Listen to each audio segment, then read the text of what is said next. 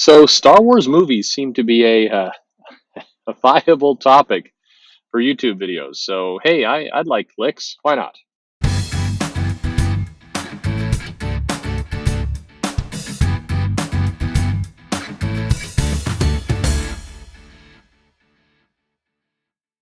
Hey there, this is Perch, and finally going to the dark side to talk about Star Wars for a bit. I've talked about Star Wars comics before. There's a couple of videos in the queue there, either that have come out or are coming out, kind of about the current or the original run back during the 70s.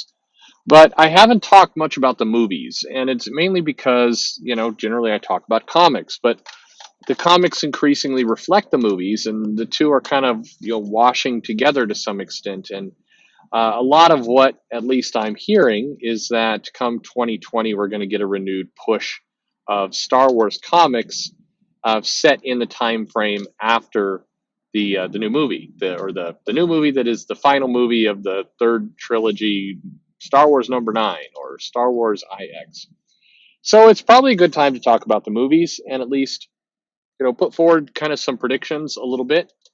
Um, the movies have become one of those things in kind of the 10 things that are a result of kind of that represent polarizing fan bases.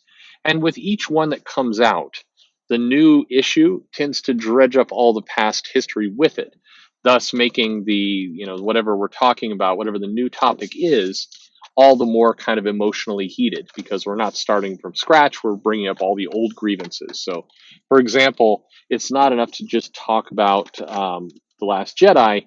We can also bring up kind of our irritation with the Ghostbusters remake as well.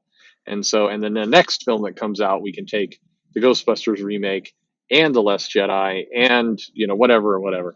And it kind of feeds and grows kind of with each passing kind of outrage or topic. A Star Wars for me, and to go back in time, and I think a lot of people probably say this, but I mean, if you were a boy growing up in the 70s, you had Star Wars toys, you saw Star Wars movies, you had Star Wars lunch boxes. It was the coolest thing to dress up for on Halloween was a Star Wars character, and Star Wars was a big, big deal. And I think that's probably what a lot of people what kind of is at the crux of a lot of this, because you've got something that is very near and dear to the heart of a lot of people, a lot of fans, a lot of people in that kind of 70s and 80s age range. That we didn't have streaming services, you didn't have kind of Netflix, you didn't have a lot of these different offerings that today I think people take for granted. I mean, the reality is, if you don't like, a new Netflix series, you can kind of just throw it away and on it goes. I was struck by kind of my kids' reaction. They watched with me a series on unfortunate events, and they know it not from, it's one of the few times that we didn't insist on reading the books before the movies. I mean, yeah, we're those kinds of crappy, boring parents. But, we like to read the books because the books generally, present more context. The Harry Potter books, for example, have a lot that's going on, and the movies are just weird little vapid shills of themselves. And so, the book is usually better to read to enjoy the quality of it. And so, series of unfortunate events, we let them watch the Netflix series first before kind of going into the books. And what was striking to me is the last season of Unfortunate Events just came out pretty recently. I mean, it's in like the last year, I think, even more recent, like the last 6 months. The last season came out, kind of ending the story. And, my kids finished watching that, like a month ago. And I'm talking to them yesterday, and I'm like, "Hey, remember the unfortunate events?" Like, "Oh, that old series." And it's like this whole series in their minds is from the long, long ago. And part of that's just indicative of the fact that we got so much entertainment to consume, all these different streaming services competing, all these different shows. You don't have to wait anymore. You get it all at once, all the time. And I mean, personally, I kind of suspect that part of the reasons why the Game of Thrones last season was poorly received was because there was a big gap between the last season and the final season. and people had kind of built up in their heads what it was going to be, and they felt like they waited for so long. Like they had this ancient wait of like 2 years almost to get the new season, and it couldn't live up to what, to all the hype. I mean, if you go back and you watch some of the early Game of Thrones episodes, and if you've ever been stuck on a plane and you're just out of entertainment looking for things to watch, you watch some of the earlier ones, you're like, yeah, the show was not exactly genius all the way through it. I'm sorry, I don't mean to burst anyone's bubble, but that, it's not like that was the most amazing piece of art ever, and then the last season it just suddenly dive bombed. There were good and bad things all along the way. So with Star Wars, the movies, keep in mind there wasn't a lot of entertainment.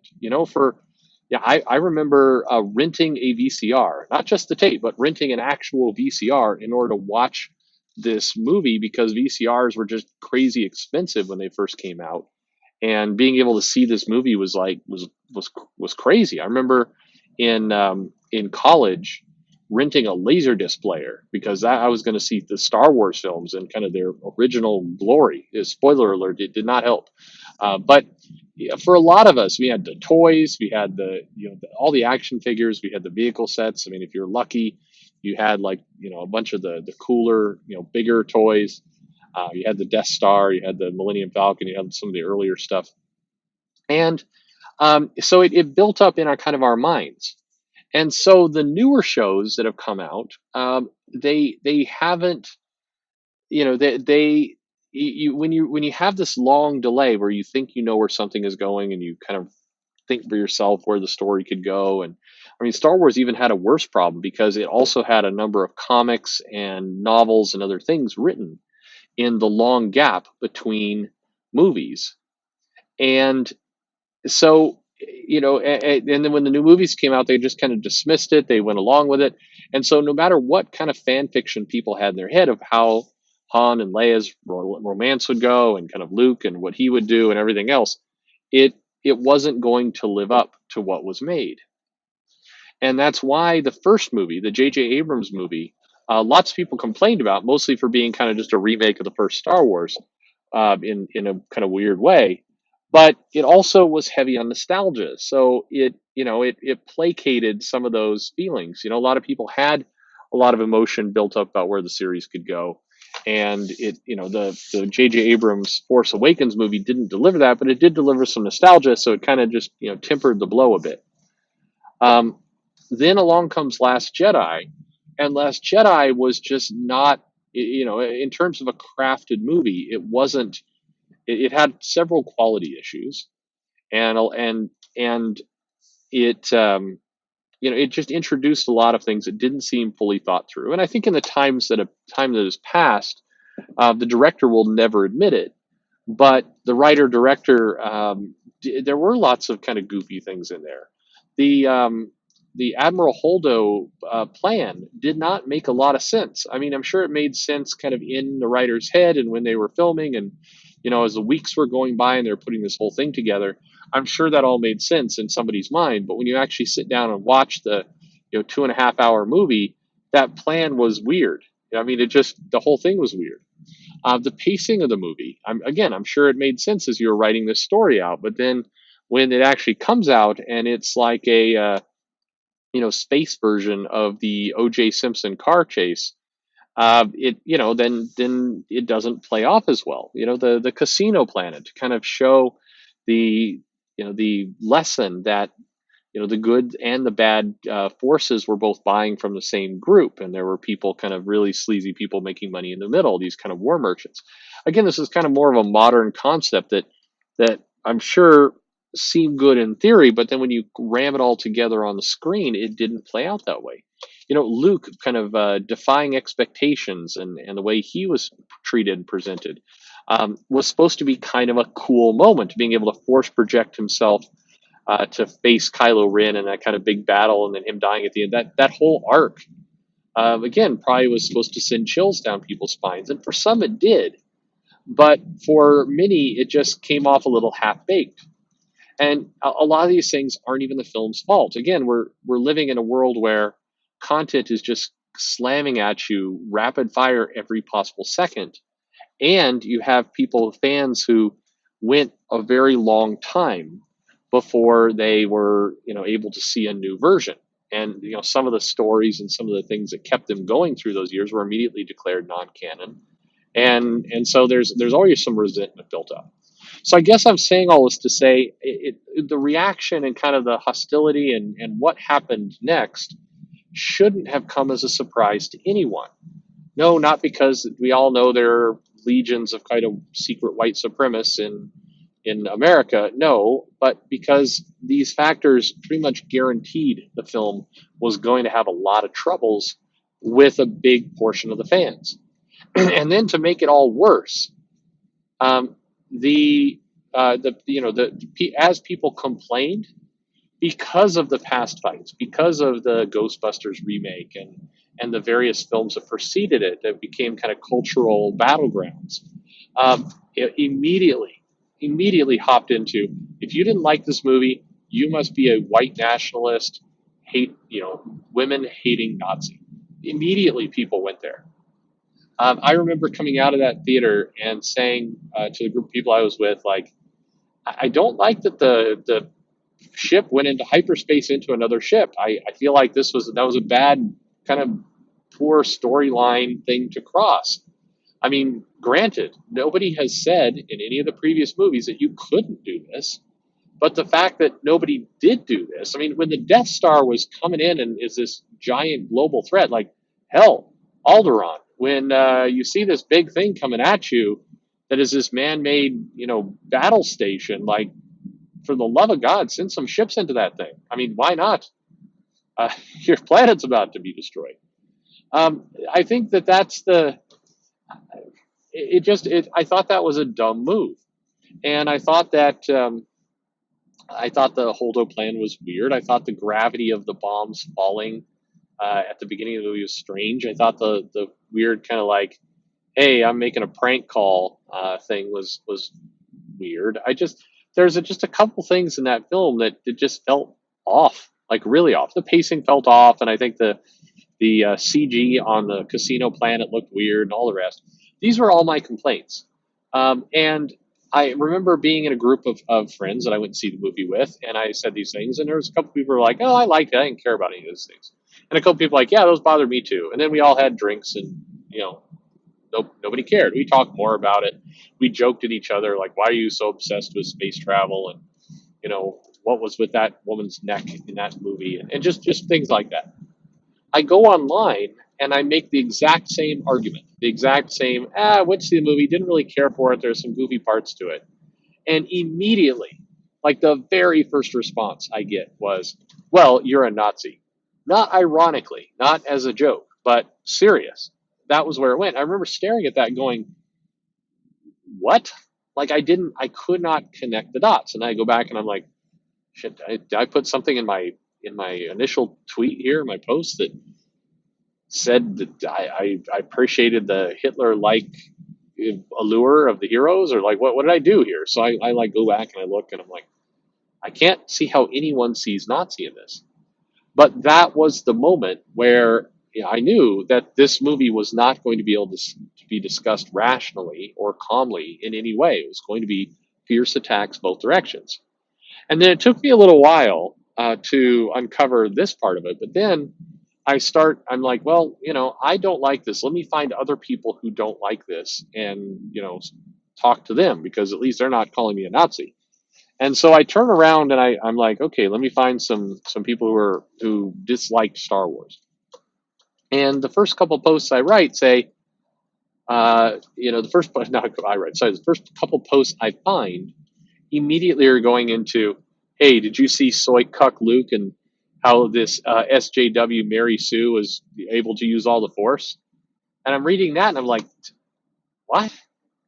But again, it takes me a while. It's like, Luke, is it because Luke had a beard and was drinking blue milk? Somebody thinks this is soy. I mean, soy milk doesn't look like that. I just saying. I mean, I guess it does put some blue dye in there. Then I guess it could, but what? And I've made this point before. I mean, Rey is a Mary Sue. I mean, maybe. I guess. and I say it like that. A lot of people have very hardened, passionate feelings about this. But if you start going to all the movies where the female, male, hell, any of the characters suddenly exhibit like superhuman mastery over things, I mean, that's going to be a lot of movies, folks. I mean, that's pretty much a that's pretty much a bad storytelling trope. And so if we want to say, hey, Ryan Johnson or J.J. Abrams or this franchise are doing a terrible job of writing Ray because they're not showing enough of her struggle. They're not showing, they're not giving us enough to say that we should respect this character. I can sort of get behind that argument. I mean, again, it's like we'll join the club of all movies, but still, I can sort of get there. But the vitriol on the anti Star Wars side was going in a completely different direction. And so I had a really hard time lining up what I thought about that movie with other people. Like the movie didn't offend me to my core. I didn't like it. I thought it was one of the weaker Star Wars films. I don't think the weakest. Sorry, I think the Attack of the Clones was pretty horrifically terrible. I mean, for me, that's one I think I liked the least. Maybe the Phantom Menace as well. That one was also pretty terrible. But Attack of the Clones had a lot of like the sand gets everywhere moments that just, yeesh. But again, it's the logistic. It's like as a movie, as wanting to sit down in a theater seat and be entertained. I felt like that movie had really big problems, but none of those problems were related to politics or gender or the Rose Tiku's pants or any of that. It was not an enjoyable, entertaining movie. I think I am the kind of person who will go back and watch movies a second or a third time if I like them, and if I just have no interest in going back and watching that film. I won't go back and seek out this film and see it again. And I think if I'm ever watching the collection of Star Wars again, there's going to be little to zero interest. I mean, I'm going to hit that moment in the whole Star Wars collection and be like, got to sit through the space car chase again. And it shouldn't be that way as a film, as a major kind of blockbuster film in in this very carefully curated trilogy $1 billion franchise. And it's still a $1 billion franchise, despite all the shrill kind of panic over it. Star Wars does quite well and will continue to do quite well. There's a lot of concepts in there that are just nicely evergreen that you continue to mine forever.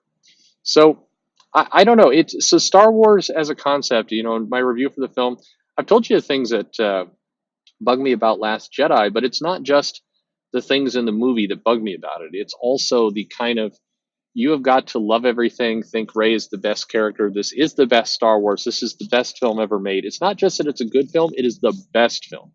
And that's what a lot of people, Ryan Johnson subverted all expectations, making the very best film of Star Wars ever, the most critically daring, bold approach Star Wars film ever. And then there's the other side, which is, social justice warriors have infected the Star Wars franchise and created a terrible film that celebrates all the things that are wrong with the world and hates on men and should be destroyed in fire. And it's like, or was it just a bad movie? I mean, for me, it's just a bad movie. It's a bad movie because ships don't run out of gas in space and kind of drift away. I mean, that's just I don't. I mean, yeah. The counter argument, by the way, whenever somebody says this, and I had this in person and I had this online, and note the difference. In person, I said, ships don't run out of gas and then just like drift off into the space. And the real life reaction I get is like, haha, how do you know what ships do? I mean, they're fighting around with laser swords. I mean, who knows? But it's friendly. It's tongue in cheek. It's people are just joking about it. We can laugh about it. In fact, I can send it back the other way. It's like, well, how do you know they drift to the side either? And like nobody knows any of this stuff. Ha ha ha ha, and we all laugh. And in online though, you make the exact same statement and you get the you are a Nazi treatment. And so I hate the fact that you have to be in one of two polar opposites and you can't just not like a film. I mean, I don't think the film was entertaining. I mean, sorry, at its core job, the film should be entertaining. I don't know about all the rest of that stuff.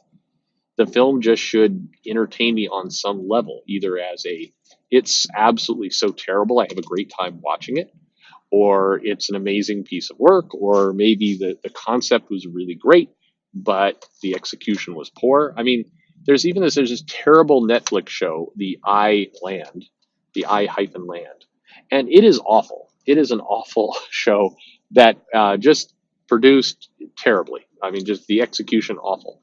But the concept and even there's the initial concept and then the kind of the reveal of the back of the concept are pretty good ideas. There's some interesting stuff here. There's an actual pretty cool hook in there, but the execution was awful.